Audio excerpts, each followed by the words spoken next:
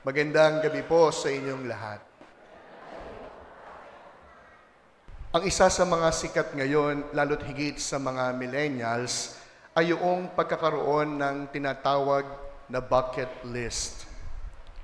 Ano po ang bucket list? Ang bucket list ay isang listahan ng mga bagay na gusto mong magawa o ma-achieved bago ka man lamang pumanaw sa ibabaw ng mundo. Marami ang isinusulat sa kani-kanilang mga bucket list. Iba-iba. Ang ilan, makapag-travel sa isang magandang bansa o makapunta sa isang lugar. Yung iba, makapag-try ng isang extreme sports. O kaya matuto ng isang language. Makapagsulat ng isang libro. Yung iba naman, nilalagay sa kanilang bucket list yung mga bagay na pwedeng makapagpabago ng kanilang buhay. Why? Because in their bucket list, they are searching for meaning and wanted to have life that is well spent. Kaya nga po yung bucket list, pahabaan, paramihan, hindi lamang upang magtagumpay at ma-achieve ang maraming bagay sa mundo, kundi ang magkaroon ng kahulugan ang ating buhay. That is why in the bucket list, the possibilities are endless. Marami tayong gustong magawa at gawin. But you might be wondering, what is the logic of having and fulfilling our endless bucket list? Bakit po ba kinakailangang mapagtagumpayan at ma-checkan lahat ang nasa ating bucket list? Simple po lamang. Anong sabi ng mga millennials? YOLO. We wanted to achieve and fulfill our bucket list simply because you only live once. Ang gawin ang ninanais natin at matupad ang bawat pangarap dahil minsan lamang tayong mabubuhay. Isa lang yung buhay na pinagkaloob. Kaya ika nga, make the most out of it. Ngayon po ay ating pinasisimulan o ating ipinagdiriwang ang dakilang kapistahan ni Kristo bilang hari ng sanlibutan. At sa tingin ko, sa Ebanghelyo, parang nagbibigay si Jesus ng isang paanyaya, isang suggestion na maaari ating maidagdag, maisama, maisulat sa ating kanya-kanyang bucket list. Ang bucket list po na ipinang-aanyaya ng Jesus ay hindi lamang para po sa sarili upang ma-achieve, kundi isang listahan na pwedeng gawin sa ating kapwa. At sigurado ako, kapag na-fulfill natin ang bucket list na ito, sigurado, magkakaroon ng kahulugan at direksyon ang buhay na siyang makakapagpabago ng buhay natin. Kung inyo pong napakinggan ng mabuti, 6 ang maaring idagdag sa ating bucket list. At ano po yung mga yon? Pakainin ang nagugutom, painumin ang nauuhaw, tanggapin ang mga dayuhan, damitan ang mga walang damit, alagaan ang may karamdaman, dalawin ang mga nasa bilangguan. Yes, there are only 6 items, and I'm very sure they sound pretty simple to do. Aba, magpakain lang naman ng mahirap kung nagugutom, napakadali.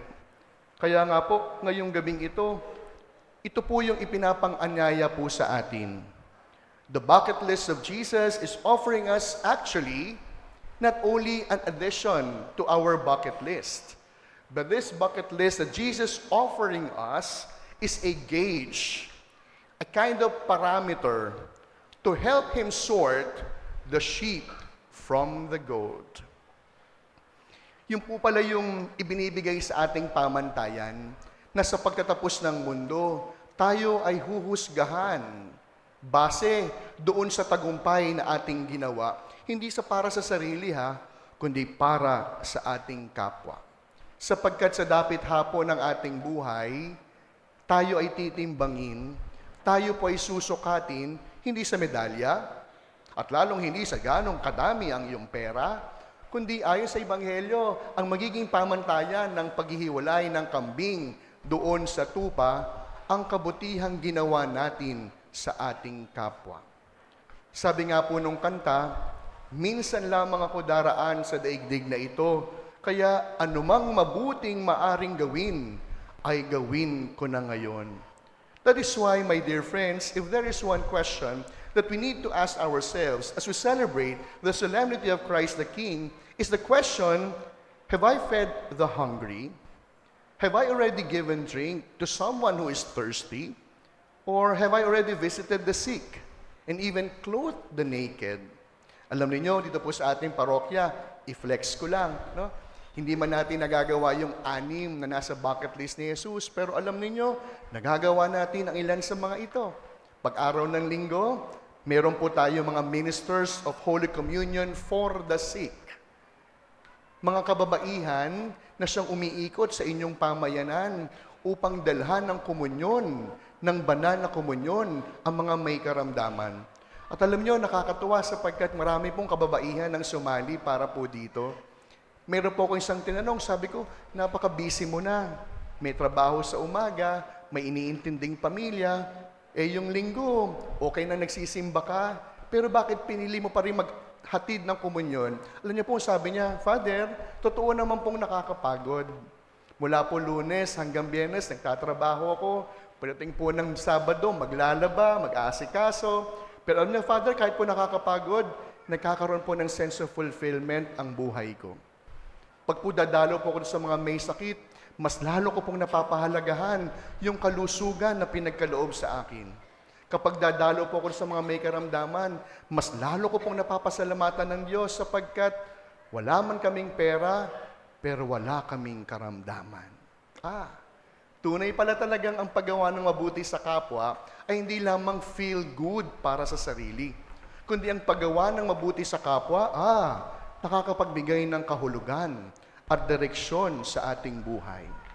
At ang pangalawa po na ginagawa ng ating parokya, para alam lamang ninyo, kapag po pangalawang Biyernes ng buwan, ang parokya natin naka-assign sa Manila City Jail.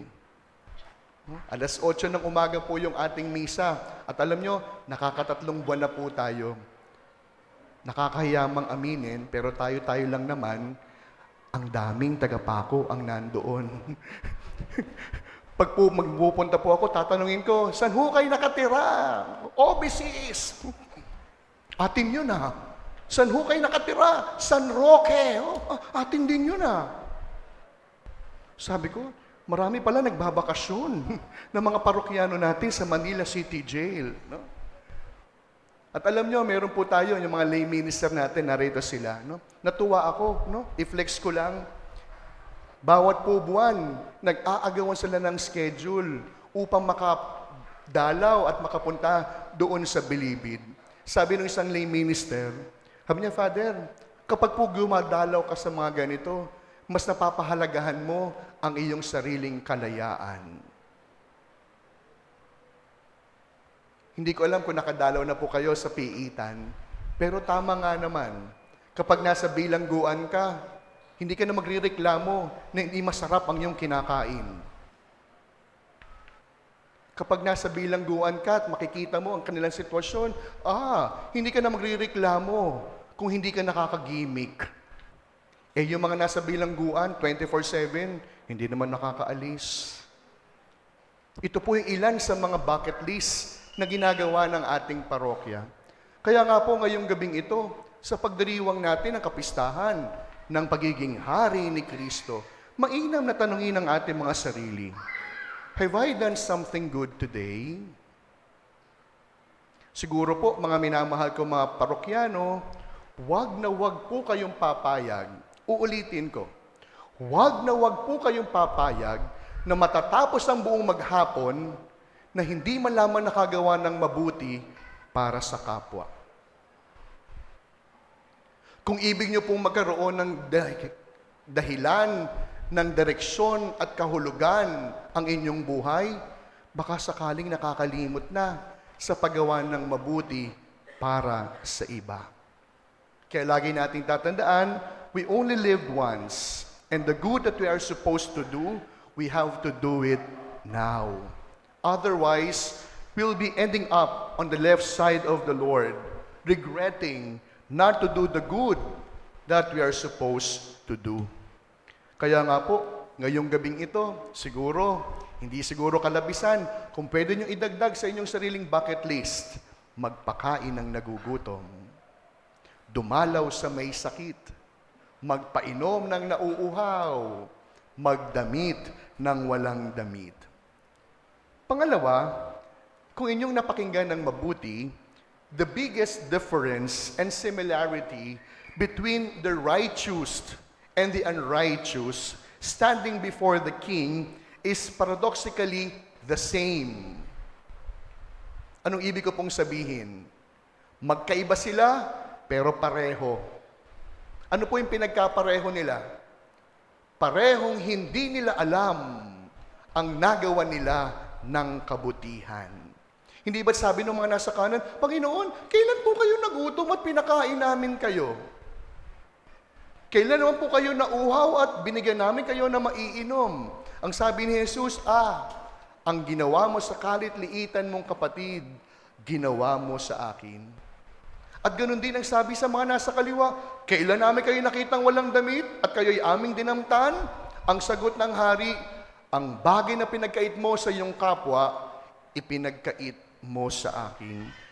Ibig sabihin, mga minamahal kong mga kapatid, we have to realize and understand that the coming of Jesus will never happen, would not only take place at the end of times, but rather, Jesus is coming every single moment of our lives.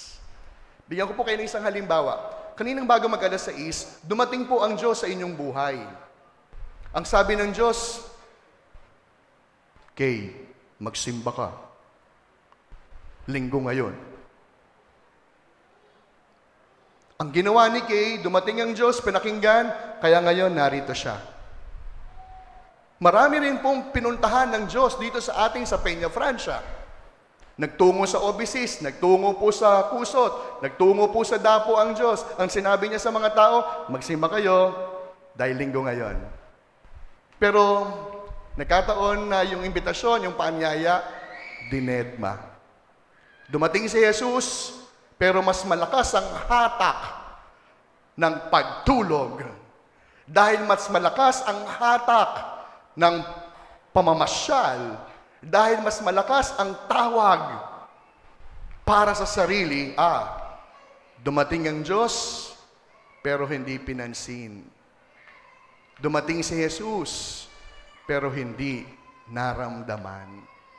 Kaya nga po ngayong gabing ito, kung meron man tayong isang panalangin, bukod sa kakayahang gumawa ng mabuti, ay yung ating tignan ng sarili. Lagi ko bang nakikitang dumarating ang Diyos sa buhay ko? Lagi ko bang nararamdaman, nagpaparamdam si Jesus at kumakatok sa aking puso sa bawat sandali ng aking buhay? Baka po kasi laging dumarating ang Diyos, pero kagaya ng mga nasa kaliwa, kailan po ba kayo dumating? Hindi ko po nalalaman yan. Kailan po ba kayo nagparamdam? Parang wala naman akong maalala. Kailan po kayo nagsalita? Parang hindi ko naman napakinggan. Kaya sa pagpapatuloy po ng ating pagdiriwang, alam ninyo, yung sumigaw ng Viva Cristo Rey, yung sabihing si Jesus ang hari ng buhay ko, napakadali po niyan. Pero ang tunay na pagpapakita na si Jesus ang hari ng ating buhay, dalawa lang at simple lamang. Laging tanungin ang sarili, have I done something good today? Meron ba akong nagawang mabuti para sa aking kapwa? At kagaya ng aking paalala, wag na wag po kayong papayag na matatapos ang buong maghapon, matutulog kayo sa gabi, na hindi malamang nakagawa kahit isang mabuti para sa isang kapwa na mahigpit ang pangangailangan. At pangalawa, tunay na magiging hari si Jesus ng buhay natin kung handa natin siyang tanggapin sa bawat sandali, sa bawat pagkakataon, sa bawat oras ng ating buhay. Sapagkat kapag nangyari yun, kahit walang Christ the King celebration, kahit walang poster ng Kristong Hari sa pintuan at bintana, tunay na si Jesus ang hari, hindi lamang ng sanlibutan. Tunay si Jesus ay hari sa ating bawat tahanan.